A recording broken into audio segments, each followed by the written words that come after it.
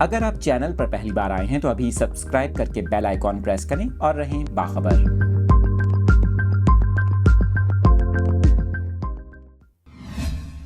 موسم کے حوالے سے یہ لیٹسٹ اپڈیٹس آپ کے ساتھ شیئر کر رہے ہیں۔ محکمہ موسمیات نے ملک میں بارش برسانے والے نئے سسٹم کی پیش گوئی کر دی۔ محکمہ موسمیات کا یہ کہنا ہے کہ 9 مارچ سے بلوچستان میں ایران سے بارشیں برسانے والا نیا سسٹم داخل ہونے کا امکان ہے۔ محکمہ موسمیات کے مطابق بارشوں کے اس نئے سسٹم کے اثرات 11 سے 12 مارچ تک رہیں گے، تاہم بارش کا نیا سسٹم زیادہ شدت کا نہیں ہوگا۔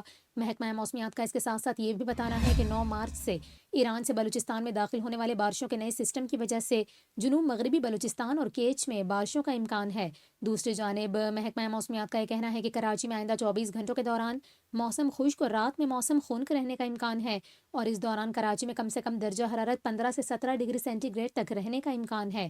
ادھر آپ کو بتائیں کہ محکمہ موسمیات کا یہ کہنا ہے کہ آئندہ 24 گھنٹوں کے دوران گوادر اور کیچ میں تیز ہواؤں اور گرج چمک کے ساتھ بارش کا امکان ہے۔